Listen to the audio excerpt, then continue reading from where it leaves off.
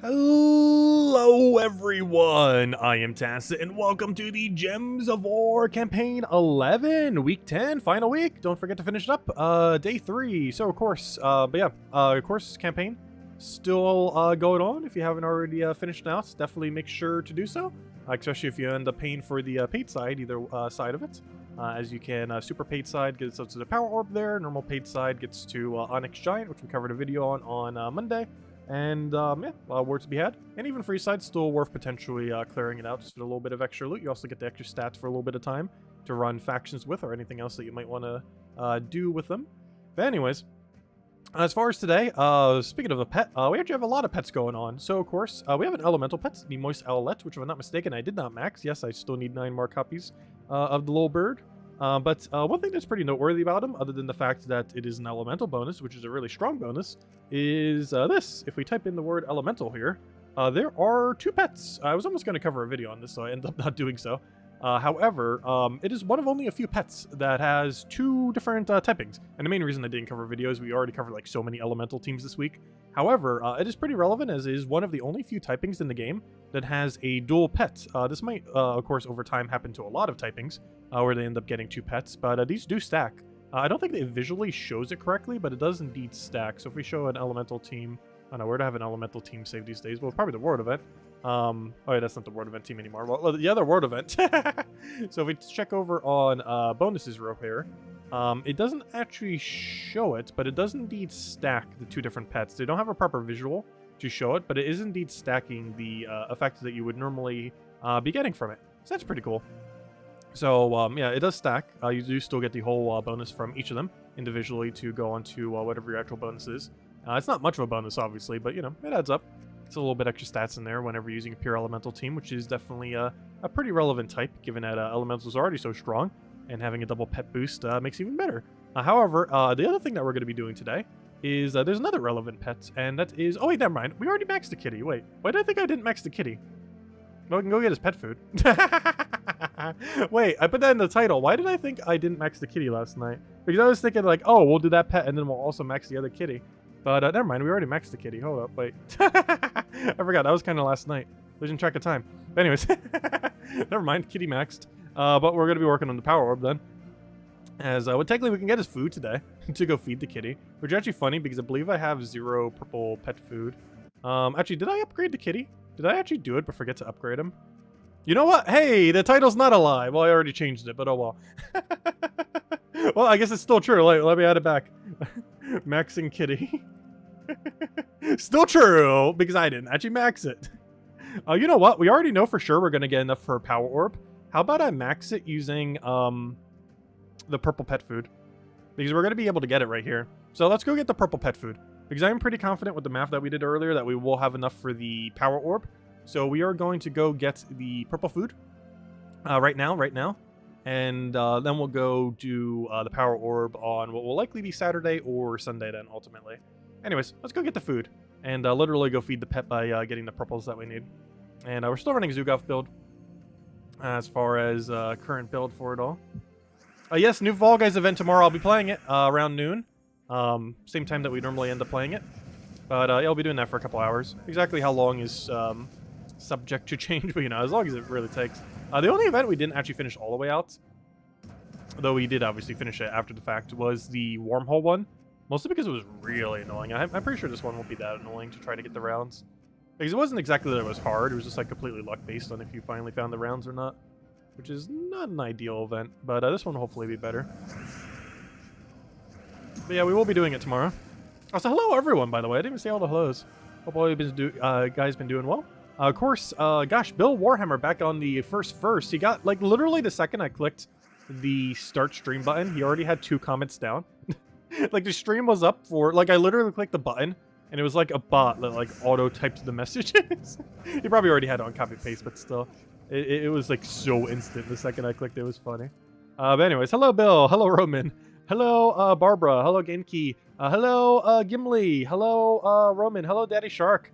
Hello, Isabel. Hello, hello, Dwight. Hello, Draco. Hello, Clip Bomb. Hello, Sushi Ninja. Hello, Tyrion. Hello, Supernova. Hello, Bun Bun. Hello, everyone else. Welcome. Also, our birthday in 2 days. We're doing like a little like mini variety stream kind of thing on Friday. I was originally going to do Mario Odyssey, but then I realized I'm kind of be busy in the morning a little bit. And due to that, we won't have enough to do the entirety of Odyssey. So I figured we save it for a day where we could do like a 10, 12-hour stream just so we could do it all consecutively. So this Friday, we're kind of just going to mess around with whatever. What exactly? Who knows? Just going to have some fun and mess around. We'll definitely have to throw at least one game we haven't played in there, though. It definitely has to be something shorter than Mario Odyssey. What exactly that is has not yet been determined. But it shall be something. So hello, Andrew. Welcome, welcome.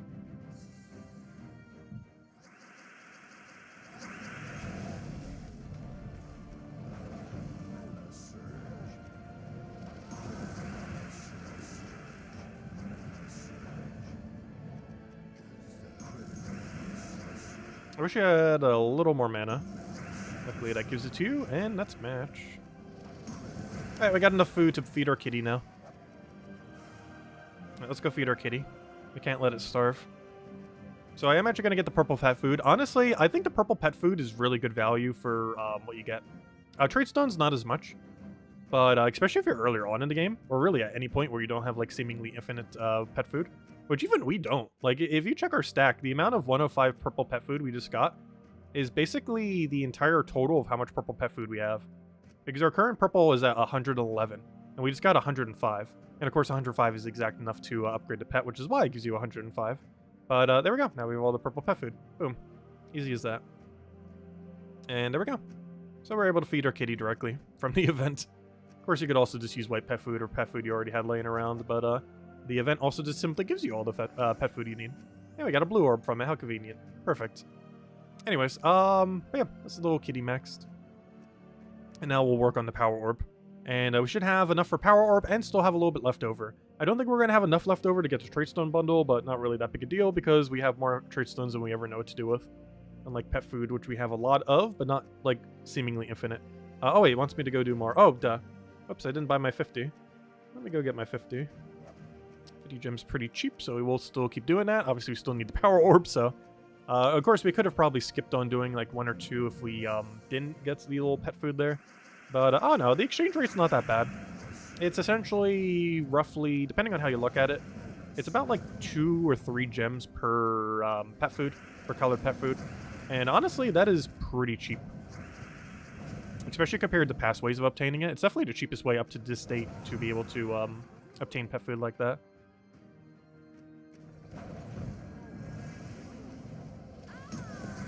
Do I play any horror games? I wouldn't mind playing horror games. It's not a genre I've played much. Also, I feel like a lot of horror games these days are in VR, and I don't have a VR headset. Because VR definitely would make them more immersive, that's for sure. You got the Onyx Giant? Nice. Also, hello, Alistair Soup. Welcome, welcome. Okay, I haven't played horror games in a while. Let's see, we'll take that one down. Oh, yeah, I did see the trailer for the new Bendy. I never played the first one. However, I have seen Let's Plays of it. Like, that's kind of my thing with horror. Like, I've almost never really played any horror games, but I have seen, like, content on horror games. I just haven't really played many of them myself. Let's see, we'll throw that down. Because it's more so a genre that I watch rather than necessarily play, specifically. Because they're definitely like one-time experience kind of things. And a lot of games like that, I generally just watch the content for rather than do myself in many situations. Because that's definitely a genre that is really... Like, I generally play games that have really high replay value. And horror is like the exact opposite of replay value. Because horror loses pretty much all horror, like, the second after you see it once. Like, the second you know every single instance once, it loses pretty much all effect.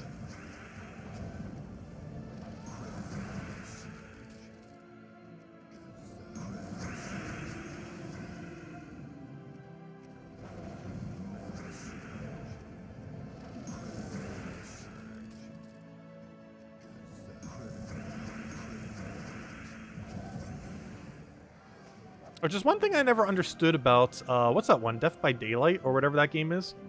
Because isn't that technically a horror game that has, like, infinite replay value? Yet by the time you play it for probably like 10 to 100 hours, like it's not really a horror game anymore. It's more like a survival game more so than anything. Like it probably only for like the first several hours is like a horror game and then turns into just purely a survival game. What am I looking for here? I am looking for explore, or actually not explore, standard daily one's fine.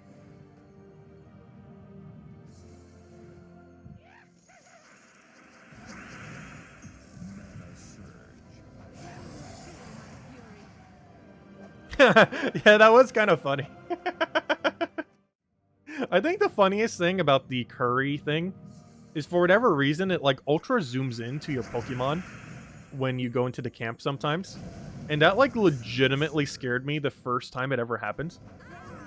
Because you just see a unnatural ultra close-up of a random Pokemon's face. And a lot of them look pretty scary when zoomed in that close, just randomly out of nowhere. All it's missing is the jump scare noise.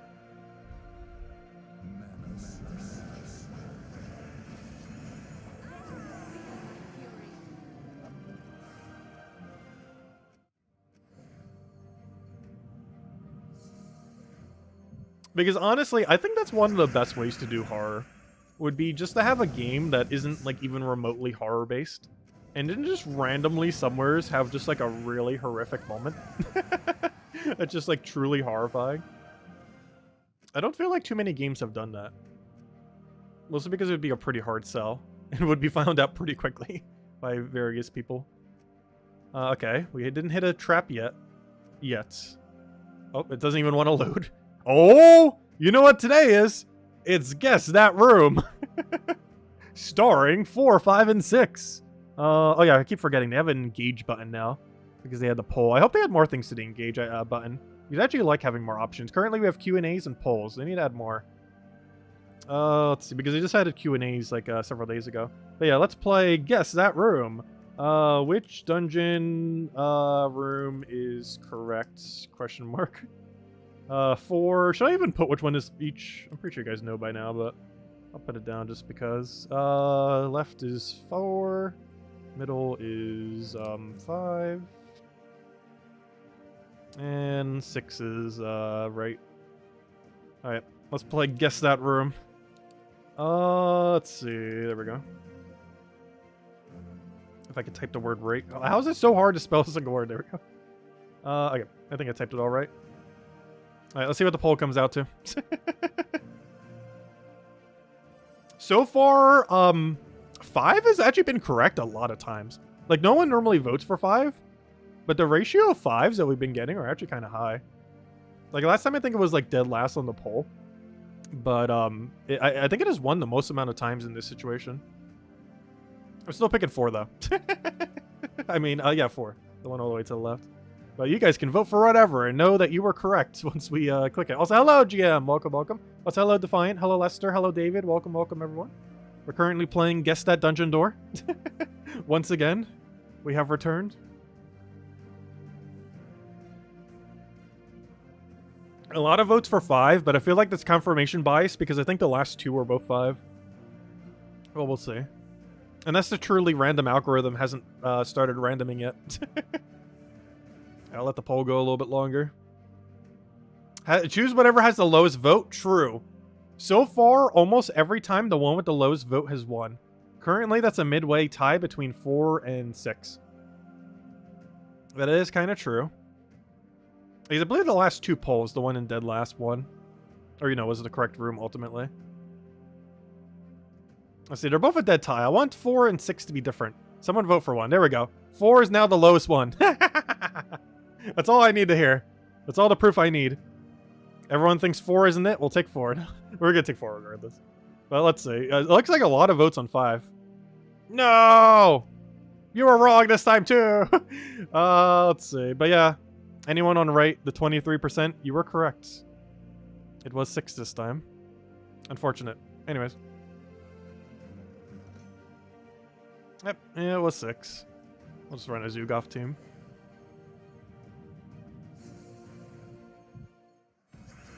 Would have been funny if that one vote at the end was for 4, and then the lowest one actually would have been 6. Yeah, it was 6. Confirmation biased on that 5 for sure.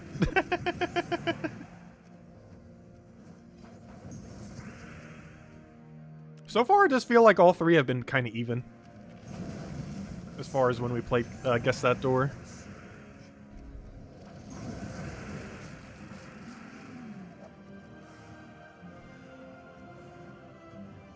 You think Silk Song will be coming early 2023? Yeah, I still need to play through all of Hollow Knight.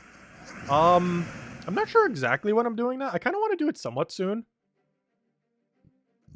Actually, I might even do it next week. Because I do want to do that kind of soon, go through the entirety of Hollow Knight. Because I know the later half of my November and almost all of December is going to be completely consumed by next-gen Pokemon. Like, if you thought we streamed a lot of Pokemon today, that is, like, the warm-up if once next-gen comes out. But, yeah, we would be doing that a lot. So anything else I should probably do soon. We actually might play a lot of platformers over the next week. Because I still kind of wanted to do Mario Odyssey. That will take, like, a stream or two. Like, that's a game we could easily get down on a weekend. I'm not sure how much there is in just doing a standard run of Hollow Knight. But I assume it would take 2 or 3 streams. I have heard it's pretty hard. Though I don't have anything to reference, because Hollow Knight's actually an interesting game where I have not looked up anything. Like, for a lot of games, like, let's say Mario Odyssey, for example, I do know what the speedrun is. Well, I don't know, like, what the standard gameplay is. Like, if you just do it, you know, like a normal run. Or, you know, like a normal playthrough. I don't know what that is like for that game. But for Hollow Knight, I haven't looked up anything. I haven't even really seen promotional stuff. Like, I know it's like a platforming, you kind of fight some bosses, and it's kind of like a Metroidvania kind of thing. But beyond that, that is like the total amount of info I have. So, it'll be interesting to see. Because there's one of the few games still on the list of things I want to play that I've actually seen pretty much no gameplay of. Because the issue with a lot of games I haven't gotten around to playing is, by now, you know, I know, like, stuff about them. Yeah, I definitely won't go for over 100% or even 100%. I don't feel like I would 100% that game. I'm mostly just looking for just standard completion. Because Metroidvanias generally have a lot of stuff where you have to, like, double back on. Because you get, like, new power-ups, and then it allows, like, you to get into, like, a new little area. And sometimes you might have to revisit the same area, like, 5 times, because every single time you get a new power-up, it's like, oh, you can do this in this area now. But there's also, like, 7 other areas in the game that you can also do, like, one additional thing in now. So you normally could just double back all the way at the end after you finish the game. Because trying to do it as you get every single power-up, you're just going all over the place way too often. Because I have played Metroidvanias before. I have played the genre before. Oddly enough, I have not played any Metroid game, which is what the Metroidvania genre is actually, you know, named off of. But, I have played the genre, even though I haven't played the original source material of the genre.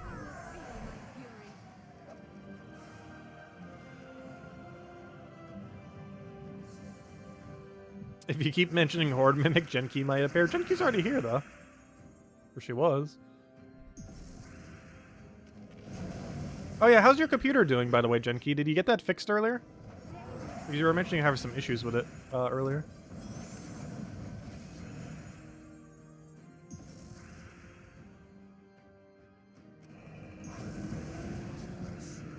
Oh yeah, Horde Mimic is insanely hard to get. It's completely luck-based. Actually, isn't it still only like a few % achieved?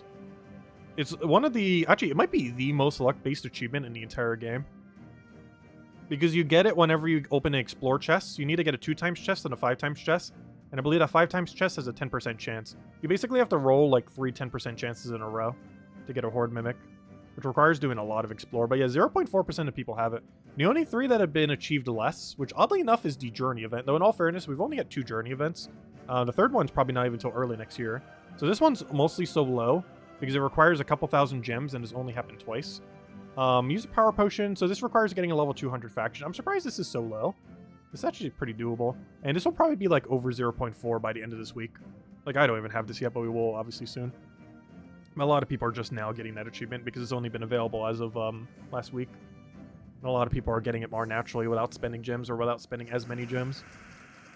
So that number is going to shoot up, especially after Christmas, because we're probably getting another event with it as well during Christmas. Like, that one's going to be way over 1% in, like, by the end of the year. I'll catch you later, Bun Bun. Thanks for stopping by. Yeah, we're doing Fall Guys around noon tomorrow, which is in like what from now? That's like 15 hours? Yeah, about 15 hours from now, 15, 16 hours. Probably go for a few hours. Finish out the event, have some fun with it. Yeah, that's pretty much when we only stream Fall Guys these days, is when they actually do something.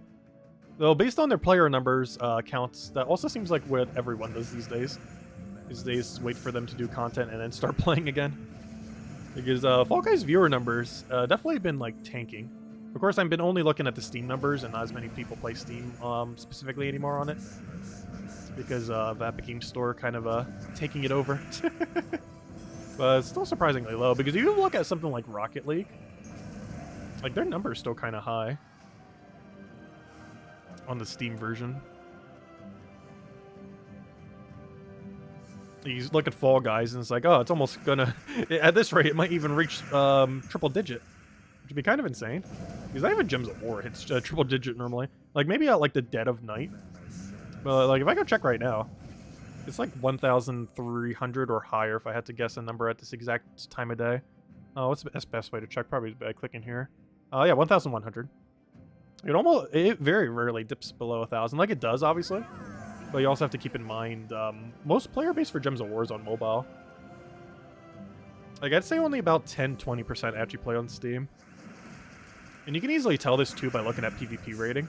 Like, if I look at my PvP rating right now, or after we finish this battle, after this guy revives like 10 times. But if we go look at it, we'll probably see like 60,000 people ahead of us right now. Or something similar. Let's see, what is it? We're right over here. Okay, it's currently 30,000. Oh, no wonder why. We did some battles. That's why it looks so much higher. Because if you do no battles, it'll be a lot lower. But I've done 3 battles this week. Also, look at that. Lucky 7s. And of course, that only tracks PC Mobile as well. It doesn't keep in tacked consoles since they're all separate. Let's see. But yeah, I forgot. I did 3 battles this week when I was testing something. Oh, actually, you know why I did 3 battles? I think we needed it for the World event this week, which is why we have 3 battles instead of 0. So what am I doing? I need to go back to... Wait, what were we doing, actually? I have completely lost track of where we were just farming. It was the Moist Owlette. I'm gonna finish him.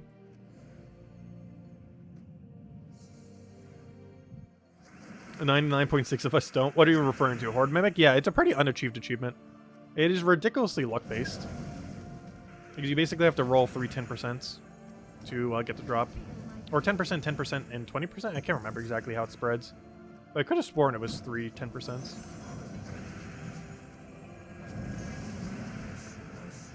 Which is obviously very low odds. Regardless of what it is, it's pretty low odds. But it does happen. Oh, that reminds me, what is our lifetime Horde Mimics? I don't have my Horde counter up. Because realistically, you would find one after finding 10 5x Mimics. Which checks out because I have 2. I have found 21 5x Mimics, and I've gotten 2 Horde Mimics. To go check. So basically it just comes down to... Well, it comes down to luck, but also just comes down to grinding it. Because we're pretty much right at odds. Because it's about a 10% chance you get one from a 5x chest, to my understanding. And that means we'd have about 2. And guess how many we have? 2. From doing 21 of them. And let me go claim my owls. Hopefully we get a lot of them because I need 9 copies. Right now I need 6 copies. We're getting there. I'm not going to max them all the way right now, but we'll get there in time. Anyways, that's all the pet shenanigans. So we were able to go max today 2 pets then. Or well, technically not 2, but we maxed out Carmina's kitty all the way.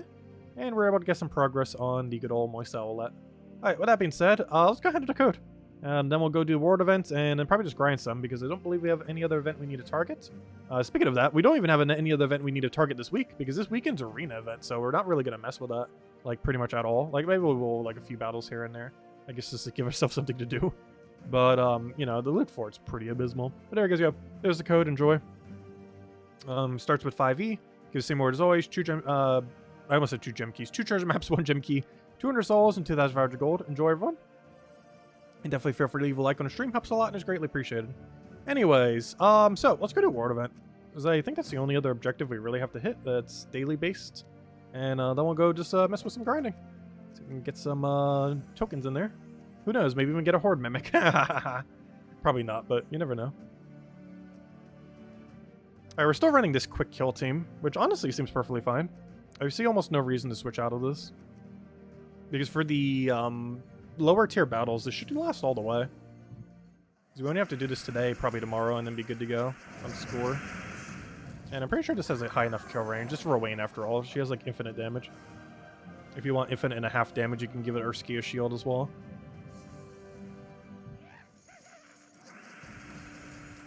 Also, Firebomb gets quite a bit of value in these situations as well. Since she does split damage, any damage that the Firebomb does actually helps concentrate her damage. There's actually a time, I believe... Wait, was there a time? I know with Sunbird there was. But I believe there was a time where Firebomb was actually ran instead of Leprechaun on Rowain build. Because there were some situations where she actually needed the extra damage that the Firebomb would supply. It's not too much the case these days, but for this event it actually could help if we start to get to the point where she doesn't kill, the Firebomb would allow her to kill. Like right here, for example, though this was an instance where Firebomb would not have been enough to help. But Black Manacles is. The extra Devour in there too.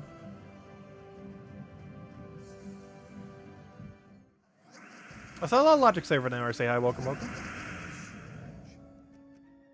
You know, I'm gonna go for Firebomb, why not? I'm gonna go for Black Manacle first, because I have a feeling they have enough reduction to survive. But they won't after that.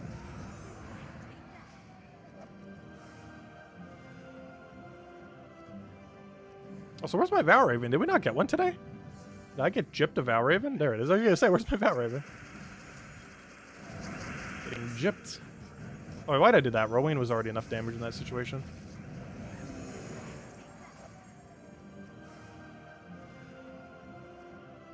Looks like the guild will have stage 11 tomorrow. And stage 12 will probably be done by Friday night then. Also, hello, Lestat! Welcome, welcome.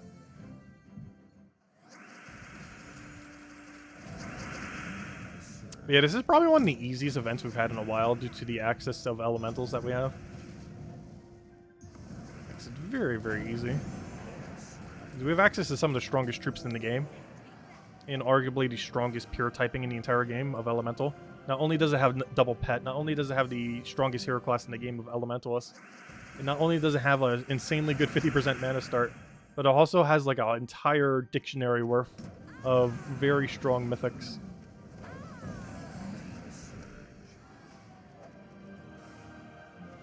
And we're out of battles. There we go. How are we doing guild wide so far? We're actually doing above average, and you know why? Look at the difference right here. Because this is likely the difference of taking scaling compared to not taking scaling, which is why I said if you're going for lower tiers, you probably want to go for non-scaling.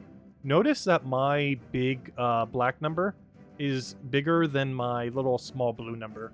The blue number is scaling this week, and the black number is non-scaling. And you notice that we have quite a bit more, and that they went for scaling rather than the one-time things. And this is basically what happens. The scaling, if you go super deep, will be better. Like in these situations. Like if you're in this section right here, you want to be going for the blue ones. But if you're just going for this lower range, you get a lot more points if you prioritize taking the black ones. Like right here too. If you keep taking the non-scaling ones, you get more than if you take the scaling one. So if you've been wondering why I keep taking the this rarity order and trying to take as much as those little gates as possible, it basically comes down to take circles if you're going for leaderboard. Otherwise, don't take circles. Because unless your goal is to like hit leaderboard or farm a lot for your guild, like tier 4, tier 5, tier 6, whatever you're going to, it is better to just take the non-scaling ones, as you will ultimately end up getting more points. Ah, there we go. Anyways. Let's see. So where are we? Let's go scale this to an actual different one, since we don't need armor, nor the token, since we're not in that mode. Also, thank you whoever redeemed the code. Greatly appreciated. Okay, I guess we'll just go do some farming then. We already handed out the code. All dailies are done. Oh, I need to kill Billing and Reds. Yeah, I guess we'll start by doing that a little bit. Let's go to Cinder Mirage and just throw a dust level real quick. It's not the best place for Reds, but it's a good place to get some classic, or some hero XP, I mean. I still want to go reach the goal of getting to 100 levels this year. And to do that, we are currently, what, 30-something short? Yeah, we are currently 33 short, which is about a level every other day, so gotta make some progress on it. This would be a great time to get a red kill since they just die instantly. Actually, I'm using the wrong team for this. Whoops. I'm gonna go use the instant one. We're gonna use a quick kill team. We might as well use the super quick kill team. Oh, that's not the bad. Wait, did I overwrite it? Oh, no, it's right over here. Black is bigger than blue. I didn't know what to call the gem. I guess it's technically an onyx, because the onyx giant. So it's probably an onyx and a blue crystal thingy. Because now that I think about it, that black gem is supposed to be an onyx, isn't it? That would make sense. It's called the onyx giant, after all. Which I accidentally call the onyx golem sometimes. They both begin with G, same difference. It looks like a golem, but it's called a giant. Like, when I think of a giant in this game, I think of, like, a big humanoid, rather than a golem. Like, when I see a golem, I think of golem, not a giant. Because it looks just like all the golem-like troops. Like, every troop in the Gems of War that says the word golem, it looks like that, but it's called a giant. Which is very confusing. Because visually it looks like a golem, but its actual text says it's a giant.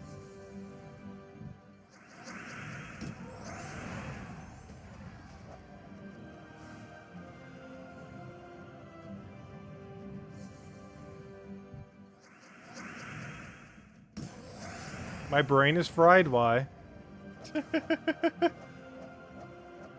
Blue crystal thingy is called a diamond. Well, that would get confusing, though, because there's already a resource in Gems of War called a diamond, but there isn't a resource called the blue crystal thingy. At least not yet. So you never know. Once they add their 10,000th resource to the game, maybe it'll be called the blue crystal thingy. How about gems? But there's already a term for gems, too. Actually, saying gems in this game can be even more confusing. Because not only are the gems on the board called gems, but also the resource of gems are called gems. So there's already multiple things in Gems of War that use the term gems. Even without noting even more things as gems. Which makes sense. A lot of things are gems, obviously, in a game called Gems of War. That is 1/3 the name. Technically half, depending on how you look at it. Since of is just a connecting word. Isabel's a gem, true.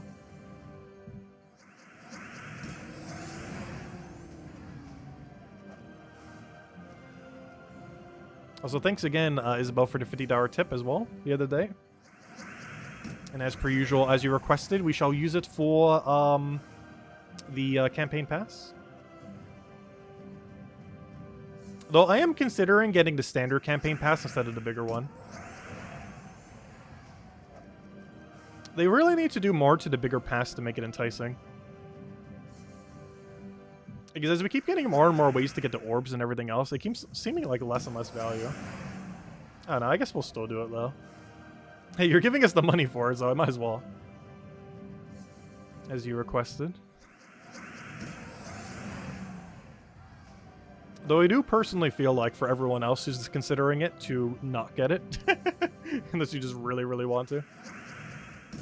Because for 15 extra dollars, you're not really getting too much. Though it is still a nice little bit of loot. And if nothing else, at least we get to cover stuff early. Like a whole week early. Like for us, it somewhat makes sense since we kind of cover content on the game. But from like a standard perspective, I don't really see much value in it.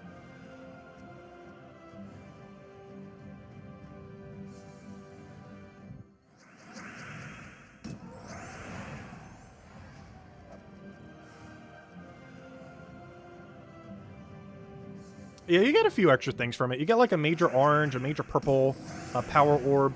So you get those 3 orbs. You get 2 epic vault keys, a little bit of dragonite, a few other loots like some VIP keys and some standard keys. I think a couple hundred gems, stuff like that. It's a decent handful of loot. It just, as you can see by our stacks, we're kind of good on loot for the most part. Also, gosh, we're starting to get a lot of VIP keys. We almost have like 100 now. This is every VIP key I've gotten in like the last 3 years. Actually, I have had this stack of VIP keys so long that this was actually pre-buff VIP keys. I was not hoarding them because I thought they would be buffed, though it is kind of funny. Because since then, they have been buffed. They used to have a 1% chance to give a mythic, while also having some of their chance distributed on giving trait stones. But now they completely removed all trait stone drops and scattered their rates between the 3 other things. Which also, most notably, changed the mythic drop rate from a 1% to a 1.67. The other 2 got buffed as well, obviously, but it's most relevant for mythics. Because generally, if you're opening VIP keys, your whole goal is to get a mythic. It is the best gem to mythic ratio in the entire game. You can still easily do it off of just gem keys and event keys. However, your chance of getting a mythic relative to gems spent, you get less drops when you open VIP keys, but your chance of getting a mythic relative to gems spent is higher when doing VIP keys. So if your main goal is just to get mythics, it comes out to slightly better value. Though you do get less overall drops, but the drops are higher rarity when you do get them. Anyways, what was I doing? Grinding. Particularly trying to kill reds with one shot. This isn't the best place to get reds, but they die so quick that it technically is. It does an okay red ratio, and they're dying in literally a single click. Because we're going to be getting like 1 or 2 reds each time. Which isn't a lot of red, but you know, they die in like 10 seconds. This team wins 6 times per minute on average. You never got a mythic from VIP keys. I haven't in the last several years, but that's only because I haven't opened them in the last several years. But pre-buff, I think I've gotten like, I want to say 8 from VIP keys specifically. These days, I obviously don't open VIP keys anymore. I just kind of hoard them. But, actually, I haven't needed to spend gems on any keys. I think for the last 4 years. Because there hasn't been as much of a need to ever since they changed guild tasks. Because back in the day, guild tasks used to almost only give you gems. Like, it was one of the only few resources it gave. Then that was eventually distributed to a bunch of keys and other resources. And basically what this ended up causing is you no longer need to spend gems to get mythics anymore. Because the natural rate of keys in the game, if you do absolutely everything and are in an active guild, the keys basically cover themselves. Unless you get really unlucky on multiple mythics in a row, the rate at which you get keys in endgame is enough to get every mythic when it releases. Unless you get like a streak of unluckiness, in which case you have to dip into like seals and stuff like that, and other resources. But otherwise, the natural rate is just enough to get it on your own, on its own. Why don't you get VIP keys from the VIP level? What do you mean by that? Why don't you get VIP keys from the VIP level? Oh yeah, that is true. Mostly because they haven't updated them to be relevant. But yeah, I did always find that weird. Like, why wouldn't they give people who spent like thousands upon thousands on the game like a VIP key every day or something similar? It is true. Oh no, those have been pretty outdated. The most valuable things from spending money in the game from a VIP perspective, or you know, what you actually get for bonus, is mostly the gold rate, the EXP rates, and the souls rate. Because those are permanent bonuses that last forever. The ones that you get from this little thing. Actually, what VIP are we these days? Gosh, VIP 9. I never thought we'd see VIP 10, which used to be the max, until they realized they had so many whales that spent into the thousands that they were like, oh, you know what? We should make another 20 tiers all the way to like 8,000 something dollars. Because that's how much this is. It's 8,190, I want to say. I forget the exact number. It's like a little over 8,000. It's almost over 9,000. But obviously very few people are there. But more than you would think. But yeah, the main reward you actually get from these is more so the bonuses. Like right now at VIP 9, we have 100% soul bonus, which actually we just got that recently from getting to VIP 9. So we only had that just really recently. But we have 100% soul bonus, 40% EXP, and 50% gold. When you get it all the way maxed, which very few people have done, but if you do end up doing that, you actually get it all the way maxed at 19, which I think is $7,000, some big number. But it comes out to 200% gold bonus, 150% souls, and 100% EXP permanently. Obviously, you don't need any of those bonuses. You could easily play the game without a single one of these. But they do add up over time.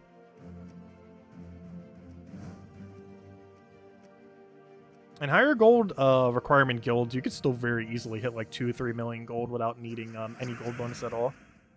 Other than the standard 100% off your armor. It's over 9,000!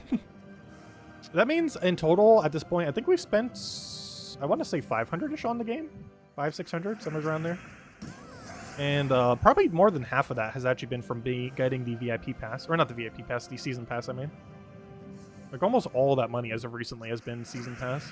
Because I think prior to that, I've only spent like maybe 200-300 on the game. And the rest was just from the season pass. Also because a lot of times we've been doing the bigger one, thanks to Isabel. But even if you're not, it's still like $10 every week, or every 2.5 months, I mean. I'm not sure why I said every week, but you know, every 11 weeks it is either $10 or $25 if you're buying it. Which adds up a little bit over time. Though it's still pretty cheap for an average game. Because if you're buying the cheapest one, it's basically $1 a week. Which for a free-to-play game is not that bad. There's definitely games that ask for way more than that, that is for sure. Which is one of the reasons why I still get it in Pokemon Unite. The way that Pokemon Unite's pass works, if you buy the monthly pass to restock your gems, it comes out to actually slightly less than $1 a week. Though you get a lot less from their season pass compared to Gems of War. They keep putting less and less in it.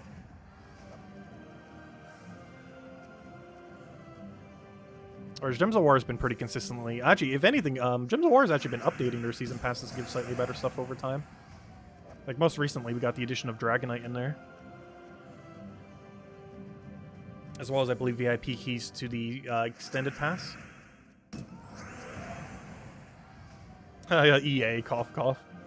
Yeah, that's something I actually didn't play. You know what? Maybe we should go try that. You know what? I think I found the game we're going to try on our birthday slightly. Sims 4 went free to play on, like, about a week or two ago. And I have still, to this day, not played Sims 4. Actually, it's probably the only game I can think of, that and Candy Crush, that my mom has more time than me in, because I never played either of them. I've played Sims 1, 2, and 3, and really like the business part of Sims 2. But, yeah, we might try the base game of Sims 4 a little bit on our birthday, then.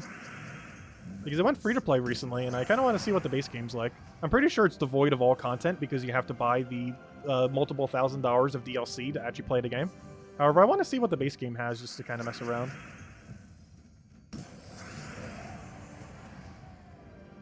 I thought it was finally time for Orc Must Die. I will at some point do the whole Orcs Must Die trilogy. Like, we'll probably do one stream where we do all of Orcs Must Die 1 and all of Orcs Must Die 2, because if I'm not mistaken, let me double check my playtime. Because I'm pretty sure I completed both those two games. I know for sure Orcs Must Die 1. But, let me double check. Orcs Must Die... I want to see what my total playtime was. Orcs Must Die... Also, Orcs Must Die 3 costs more than Orcs Must Die 1 and 2 combined. Gosh. Quite the price tag. Orcs Must Die 1, I had... How much playtime? Where did I check? I had 5 hours, and I'm pretty sure I completed the game.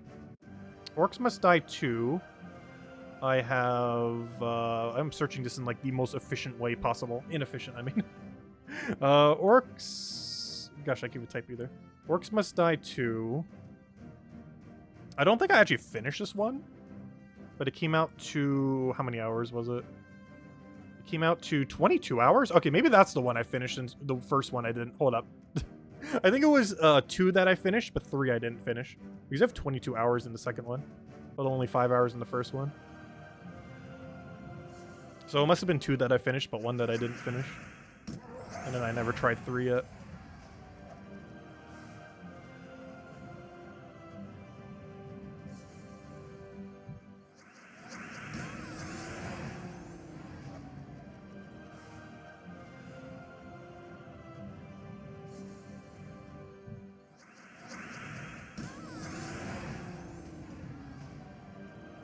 Oh, there we go. We got our red kills in. Alright, we can go to grinding now. Oh, let's see. Urskia wants us. We'll go there. A little bit of extra bonus in there.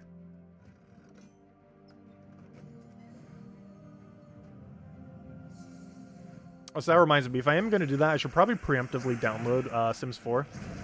Because I'm pretty sure that download takes like an hour, if not longer.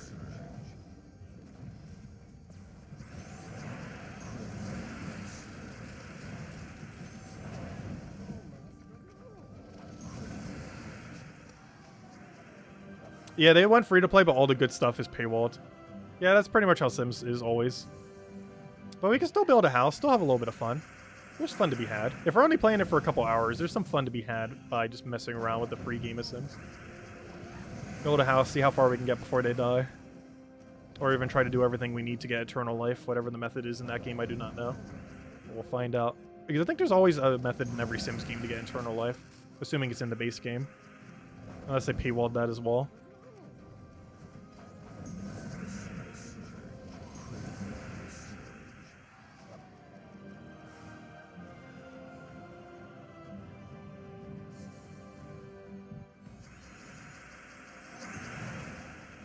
Though I'm pretty sure you can't start your own business in the free game. Because that was, honestly, it's kind of weird. I was talking about that earlier in the other stream too. Where like franchises nailed a certain system like 2 decades ago. And then proceeded to never do the same again. Sims is actually like that. They nailed the business concepts in Sims 2. And for whatever reason have never done it again in the same way. They've done business like aspects in all of their games since then, obviously. But the exact way they did it in The Sims 2 never returned in any future game, despite it being the best way they've ever implemented businesses.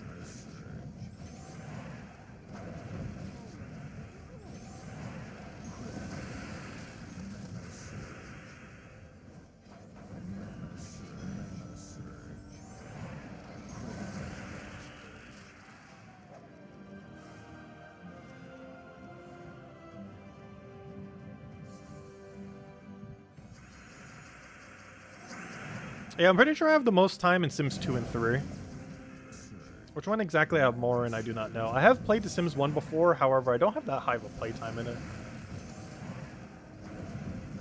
Mostly because I was pretty young and other games just held my interest more as a kid.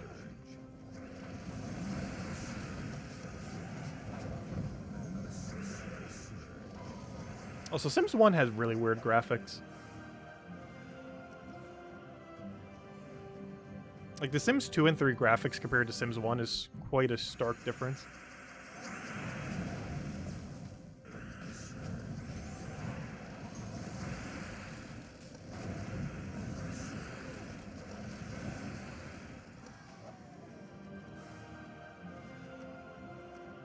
Because Sims 1 almost looks like an indie developer would have made it if you, like, try releasing that game today. Or Sims 2 and 3 definitely look more like they were made by a AAA publisher.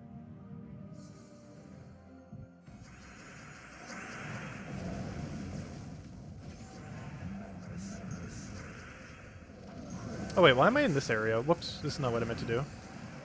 Whoops. It does, that place does have a bonus, but that's not what I'm looking for. Well, I am looking for the bonus, but that's my one I deliberately keep low.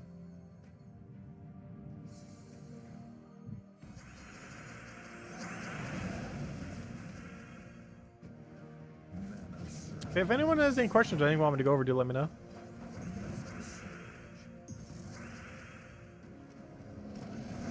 Tonight we're just gonna finish up on some grinds, and then tomorrow we got what do we have tomorrow? We have the not the faction. Why do I keep saying the faction? We have the hero class for Elementalist, which is pretty much the strongest hero class in the game. If you haven't already maxed it, definitely a great time to get a little bit more XP on it. Wouldn't really spend gems towards it, but the free XP is still nice. It's like enough to get an extra level or so. Because it's a pretty insane hero class. Mostly for its final trait. Like, final trait on it's like almost all of its value. On top of that, it still has Barrier on Brown and a lot of other useful mechanics.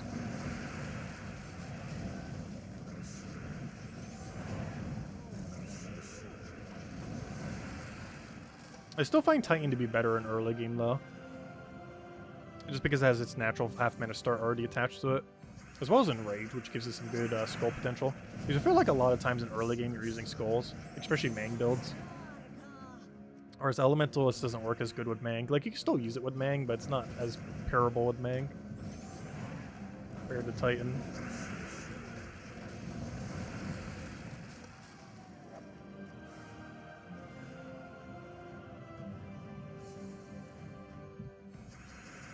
I don't have a drop for over there, that's unfortunate. Yep, no problem for the advice.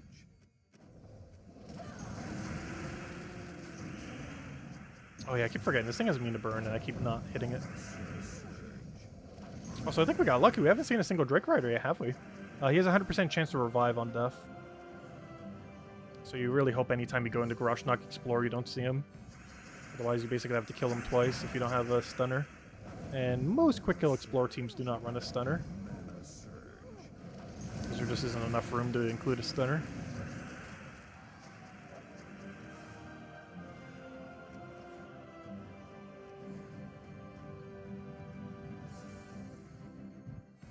You murdered your Sims and gave them existential crisis.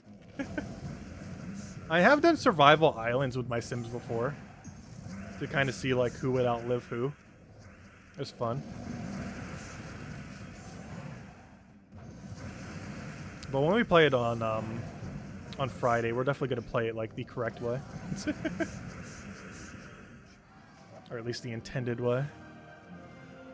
Hey, we found a mimic. Oh, good thing we have the counter up already. Because we're just gonna go move our new Sims into a... We're gonna just make a Sims that look like us. Get it into a nice standard house. And go from a single Sims to hopefully an entire family before they all die over. Start to get him some amount of income. Upgrade his house. Though I'm definitely min-maxed for efficiency on houses.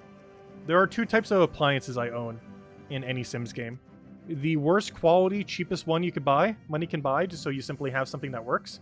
And the most expensive possible one that you could ever end up using. Like literally the absolute like highest top tier, most expensive, best quality, as far as stats thing you can end up doing. Check your team. Oh, also thank you, Dwight, for the $20 tip. Greatly, greatly appreciated. What team are you mentioning? Let's see. When you get a chance, can you check a team? Geomancer first with Ursa Fury, Ubistet, Thrall, and Leprechaun. Sure, I'll go test it right after this battle. I'll go set it in 1 moment. But thank you a ton for the $20 tip. Greatly, greatly appreciated.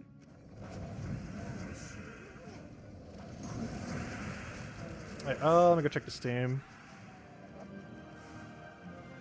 Okay, let's see. What's this team? I'm gonna go replace my first slot because I believe we already replaced it with something else as well. Some other team that was suggested the other day. When you get a chance, can you check out this team? Geomancer first slot. I haven't used Geomancer in a while. Let's see. Geomancer. Geomancer is decently relevant, and it actually has the most disease of any hero class, which is a really useful mechanic, but can be pretty useful if they have something really thick up front with mana conflict. You can also kind of move it with Ursa Fury, depending on team. And it's still a Baryon Brown hero class that has, I believe it has natural half mana start? Yeah, it has natural half mana start as well, off of the thing. Actually, I don't have it set to... Oh, yeah, because sometimes you run it with humans. But it does have a natural half mana start. You can also alternatively do it with a human build. I mean, not Geomancers. Or, sorry, I mean with a Construct build. I say human. Oh, wait, never mind. Hold up. Why am I thinking of this? Wait, I'm thinking of Plague Lord. Why am I thinking of Plague Lord when I'm clicking on Geomancer? Wait, wrong class. But yeah, of course, this is the, yeah, duh, so you don't even need it because of the 50% mana start. Duh. I'm not sure why I was just thinking of, I'm not sure how I confused the two. But anyways, let's see, Pure Construct team then. Ursa Fury. Oh, I haven't run Ursa Fury in a while. Oh, it's actually an Ubistet team. Oh, okay, so Ursa Fury for the boost ratio off of Ubistet. Yeah, it is a little bit more needed now that he has less, he has a lot less attack ratio compared to in the past, so he sometimes needs the I just put Ubistet. I always thought we used UBA. Oh, I'm under weapon. Hold up. I was gonna say he definitely starts with UBA. Let's see. Thrall and a Leprechaun. Good old mana combo. And Leprechaun. What's the Construct hero class for then? Or Geomancer, I should say. Is there a specific trait being used on him? Standard immunities. A little bit extra brown.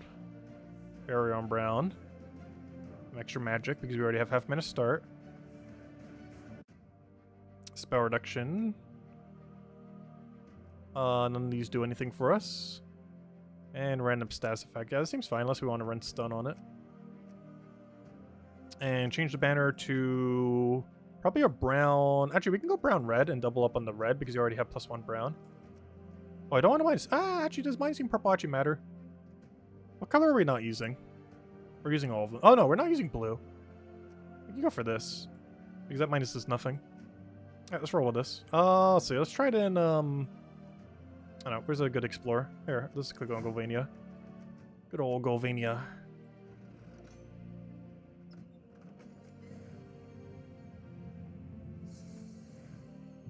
Also, thank you, Alistair Stoop, for the donation as well. Or for the tip, I mean. Greatly, greatly appreciated.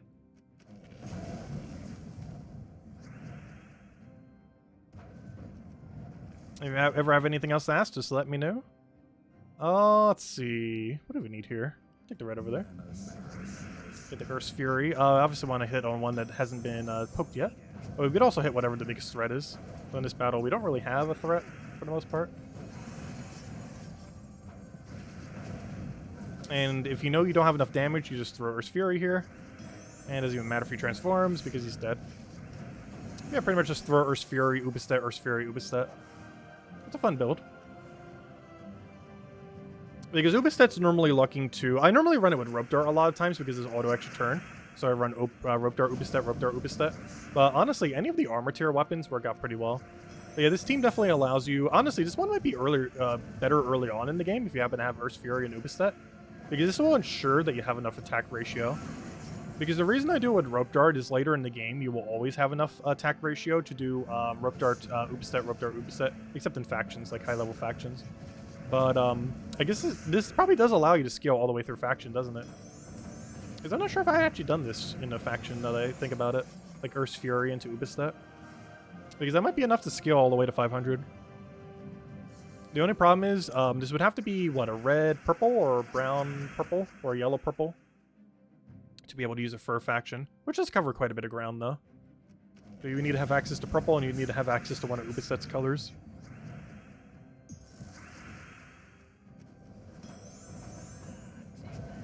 Because a weapon can be anything.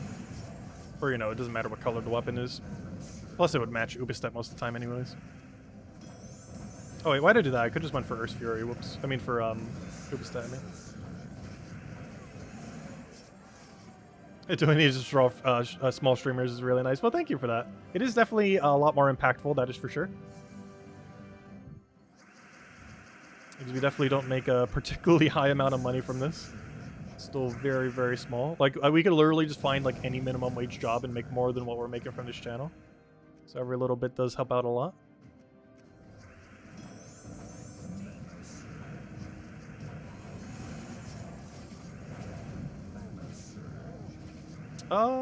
Yeah, we're gonna need another one there.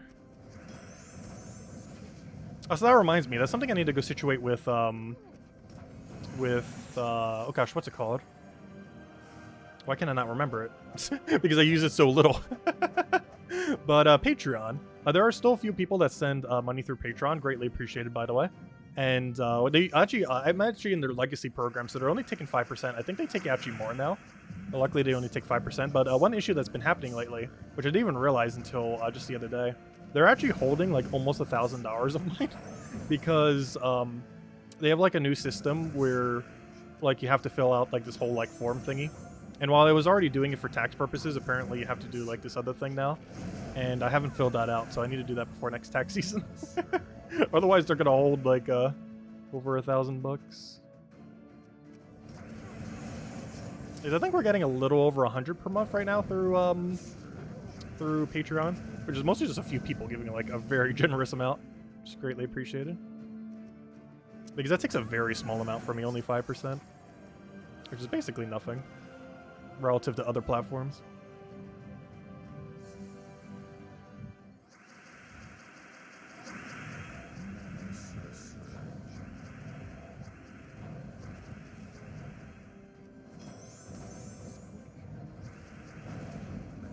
Yep, one big thing. Honestly, the Gems of War community has been really good.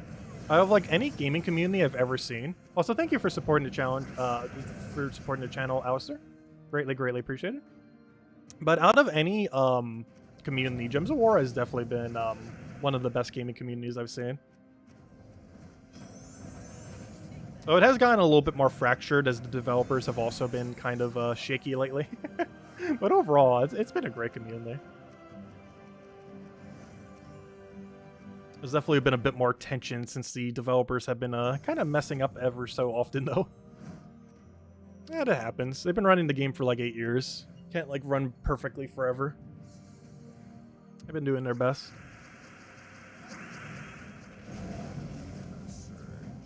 Though I'm still surprised.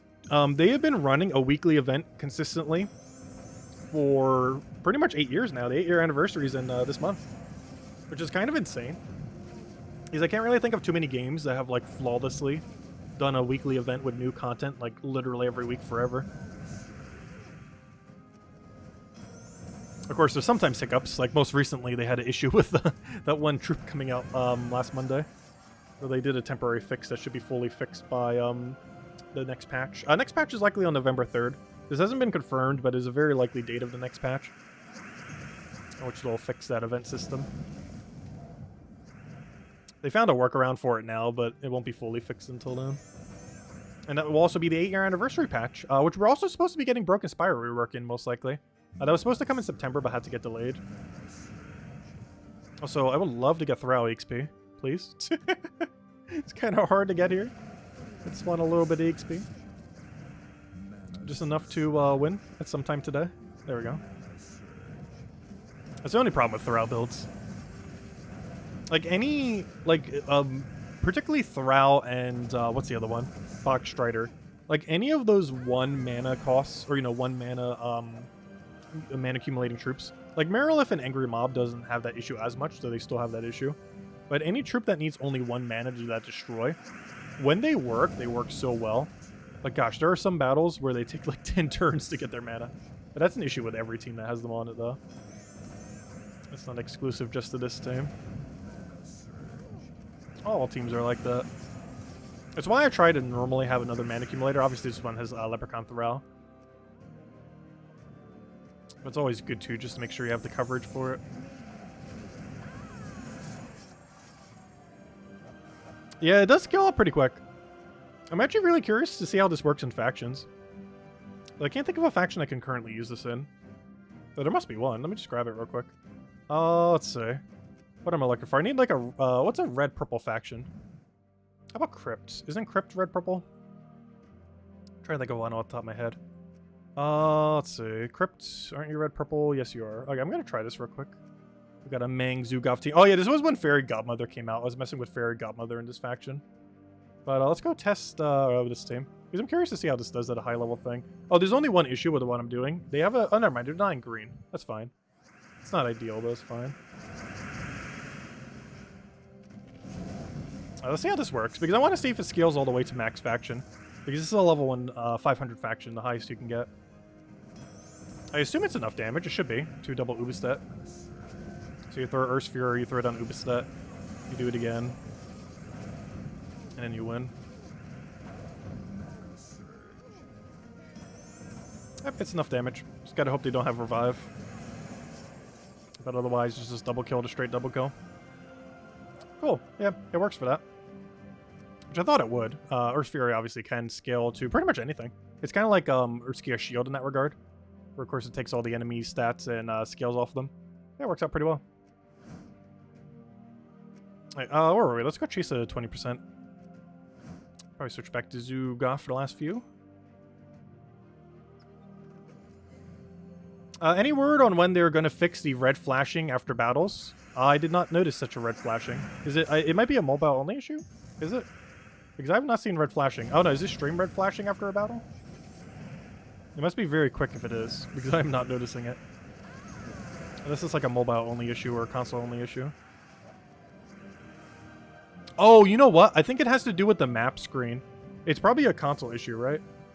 Because I know there are some weird instances with the map where it had like a red kind of flash thing to it, which might mean like after every single battle, when you go back to the map screen, it might do like a quick red flash. There was actually an issue with this with Puzzle Quest 3 as well.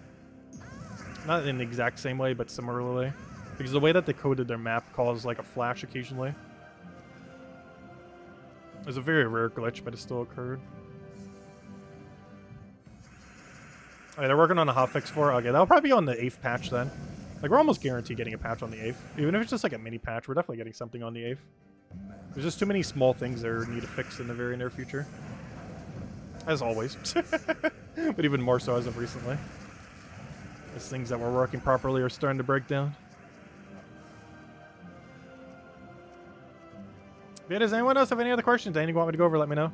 Because I think we'll do one more chess and call it a night.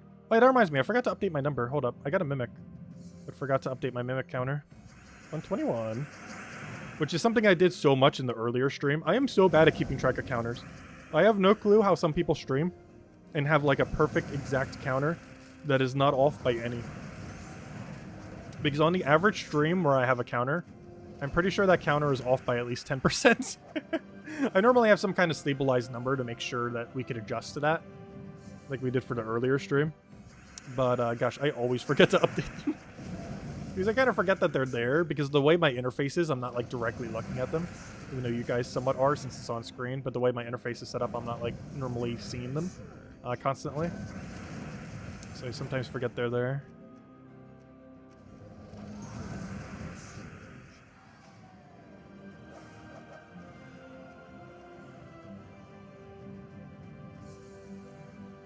They're getting on PS4 as well, after running some of the modes. Interesting. Yeah, hopefully they fix that soon. I know on PC on Puzzle Quest 3 they had that issue for some time. It was eventually fixed. And it had to do with how the map was coded. Which is why it always happened whenever you go back to the main menu thing.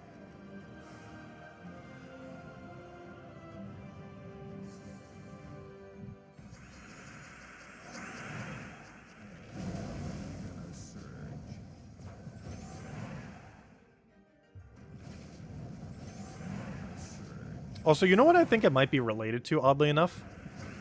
I think whatever they're using to code water is actually what's causing the visual glitch. Because that seemed like what was the main thing that was causing in Puzzle Quest 3. And Gems of War has a very similar water physics kind of thing. Not the exact same one that's used in the other game. But I feel like whatever they're using for that is what's causing it. Whatever code they have running for it. What am I looking for here? Oh yeah, finishing out Donna.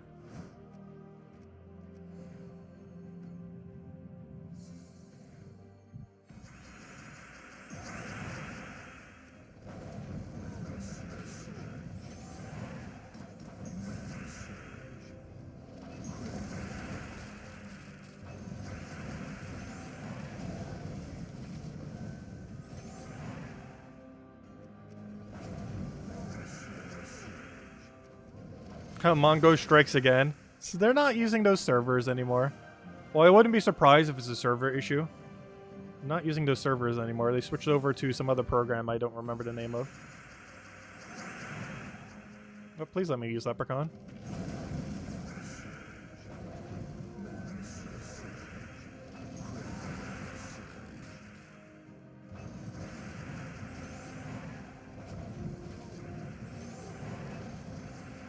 Alright, let's see what we get here. 5 times Mimic Chest. Oh! Did I call it? We found it 2 times. Let's see if we get the 5 times. Is today the day we get our 3rd Horde Mimic and get above odds? Is today our lucky day?